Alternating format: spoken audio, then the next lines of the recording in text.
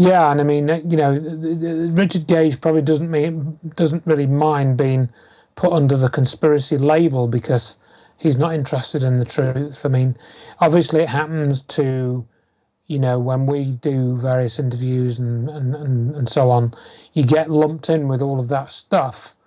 It's just the way it is, unfortunately. But we do actively try and point out that it's not a conspiracy theory.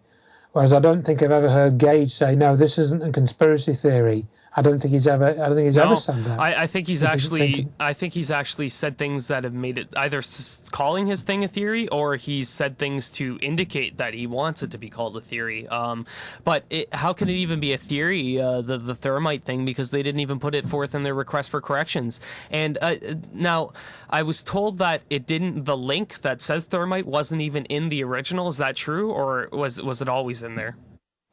My understanding is that the link to Jones's paper in the request for correction was there from the first version, but that's all it was. There was just a link. And so this paper was printed out and given to the judges, right? And given to the people at the court case, right? That had the hearing? Is that how that would work? Which one? The RFC for like Gage. I forget who actually did it, but that didn't have a hearing. I mean, that didn't have a hearing. Just done by.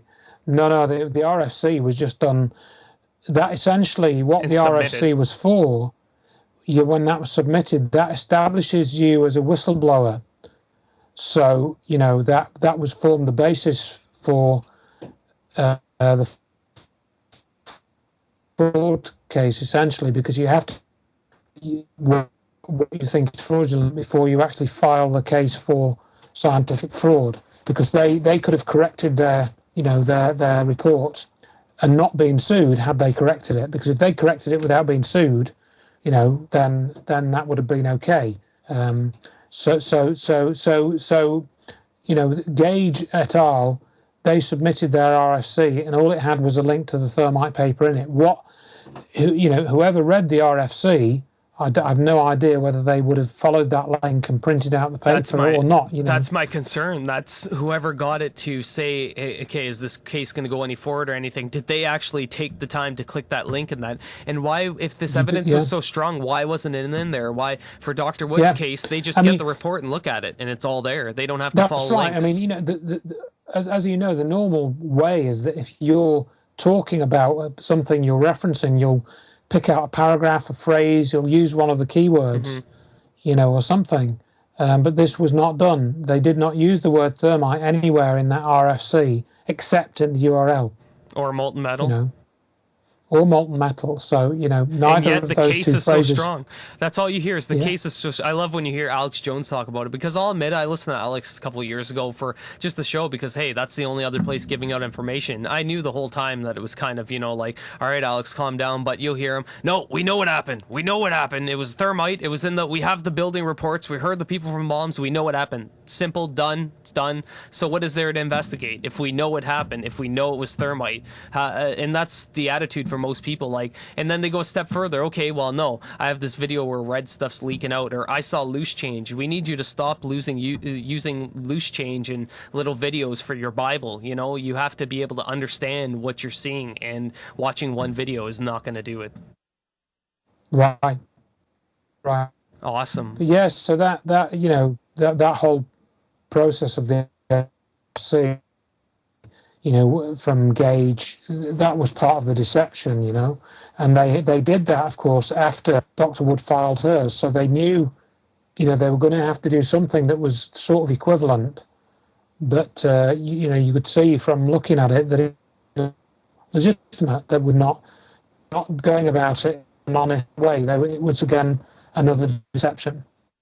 Absolutely. So I kind of want to talk about, I don't know if you've had the time yourself, but I actually got the 2 site maps of what the Trade Center used to look like, and then the new one, and I don't know if you could see her, I'll hold it up to the webcam, and I overlaid them, and it's fairly surprising where some of the stuff is. First of all, you don't have anything where the towers used to be. That's now pools of water, water being the only thing that seemed to help, water and dirt help to quench this effect that kept going on. So it makes sense that this new replenishing, it's a water waterfall too on the outside, so the water's continuously moving.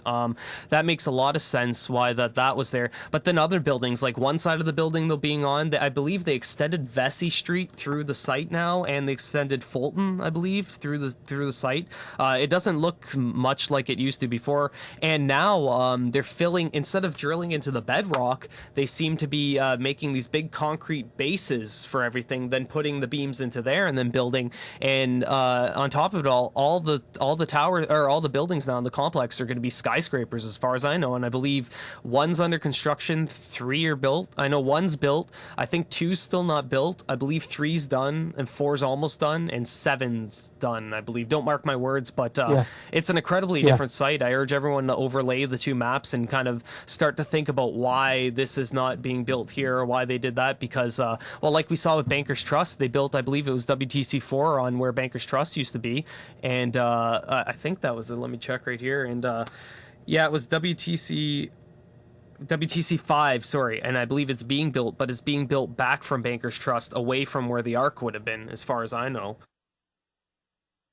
Right, yeah, I've really not looked at the new layout, and I was only familiar with, I think, one World Trade Center was the only one I'd paid any attention to. One of the things that I noticed when we were in 2008, because the replacement Building 7 was already open by 2008. Yeah.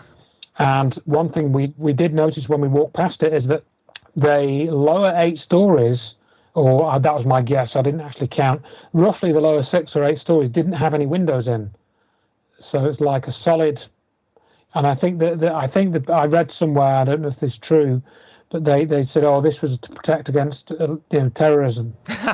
Well, wasn't that what was the reinforced floor in the middle of World Trade Center 7 where the command outpost was supposed to be? Wasn't that to prevent terrorism? Yeah, allegedly. The new version had no windows in the lower 6, 7, 8 stories. Oh, like what? What's that about? And this is kind of off the side, but people don't realize that the seismic impact of the quote unquote plane, well, I'll say the holes in the tower, the first 2 holes, that made a greater seismic impact than WTC7 turning into dust. Well, I guess it was turning into dust the whole day, but where the building was standing and then the building was no longer standing was a less significant seismic impact than these quote unquote holes being made in the buildings in the first place, which is kind of shocking. And not to mention, we've talked about before about the sound, people talking and they over, and you don't hear a building falling down or anything. So, but yeah, the site and they're all tall now. I believe WTC3 was like 85 floors or something like that. They're all climbing. So it's going to be an interesting thing. I'll send you the overlay later, and you could really see it, because it looks quite different. Like I said, especially since they've extended Fulton and Vesey, because they went right through. I think it's Vesey that they went right through WTC7's old site. I think it's right down the middle, and then on the left side is the new 7 of the WTC7. So again, it's really interesting stuff. Before we go, Andrew, any new kind of things that you've kind of figured out in the last little while, or kind of raised your attention that you could think of? Well, not particularly. I mean, I've just really been continuing to distribute the book here in the UK. We haven't had a great deal of new developments. We get sort of new bits of video clips cropping up from time to time. I mean, there was another one that was sent to me.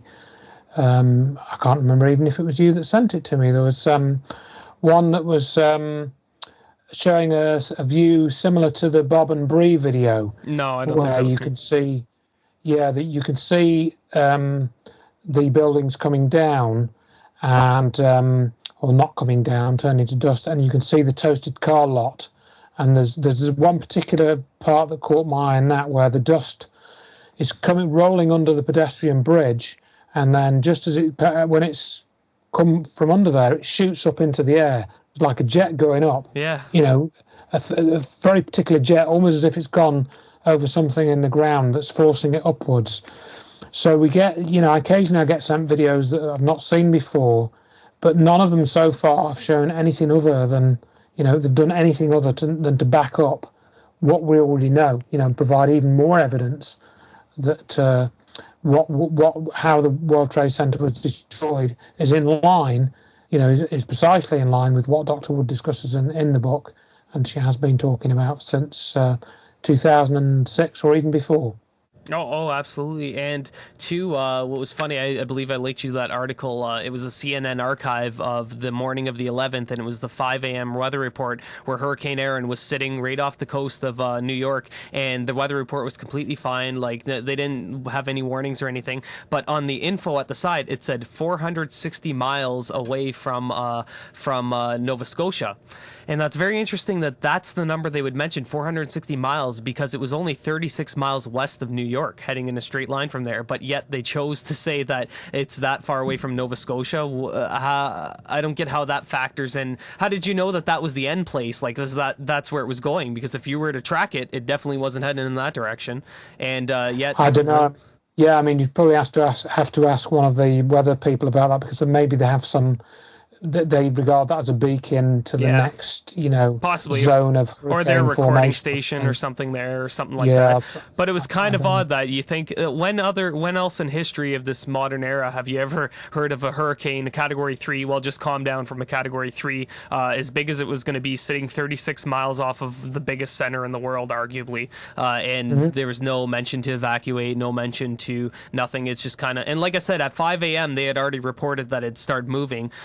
And you even said, you made a great point that data is misinterpreted and they don't know if that's exactly. And yeah, I completely agree with that. But still, maybe somebody, still at that point, it was literally it wasn't even stopped yet. It was still slightly heading, and then it stopped around, I think it was, I believe, 6, the official reports are, and stayed there for a few hours at a constant wind speed of 80 miles per hour constantly for what? For how many hours? 6 hours at least, or something like that? 8 hours? Something like that. It was very well controlled. If you look at the barometric pressure and so forth, it was constant for a number of hours. It's really bizarre when you look at that data. I've never heard of that before, for a storm to be clocked in at the same time. I understand instrument error, but that same amount of time over a certain period of time, and I believe the humidity was stuck, or the barometric pressure. Which one was it? One of them was stuck for the same time. I think both of them were pretty constant for, I don't know, about 10 hours or something. I can't remember. I'm going back to look at it, but yeah, absolutely. So, all right, we'll wrap it up for today. I'm sure Andrew will be back in the future. I'd really love to tell people to look at specific things like the Alaska magnetometer data, but like we were talking before, if you off the street don't know anything about this and you see that, you can see that things happen specifically at every single time that there was a major event. Hole 1, hole 2, poof 1, poof 2, poof 7, and then after, and you could see before that it was even, but you're not going to make sense of it. You're going to say, okay, what does this have to do with anything? When really it's just, you have to think, what's the coincidence that a magnetometer station, 6 magnetometer stations have separate readings, all in Alaska, picked up disturbances that were so radical exactly when WTC had all these events. There's no coincidence there. It's something was going on with the Earth's magnetic field. And don't try and say, the planes were hitting to the bedrock and the towers hooked up to the magnetic field and it rang when they got hit or whatever. It's beyond that. It's like I said, I'd love to show you people that and tell you people to refer that, but you're not going to be able to make sense of it, and it's probably going to get butchered and it's going to get thrown back in your face. Just do the research, go through the pictures. Andrew's site is amazing. I listened to his book again the other day. It's great to know about the cover-up because, too, that's an important part. Dr. Wood can't cover everything, and it's important that Dr. Wood stick with exactly what she knows and what she can prove so that nobody can fall back on her and say, oh, but she was there accusing this and that of that. So it's crucial what they're all doing. Anyways, thanks to everyone for listening, and hopefully in the future we'll be back and have some more shows. I'm trying to book some guests now.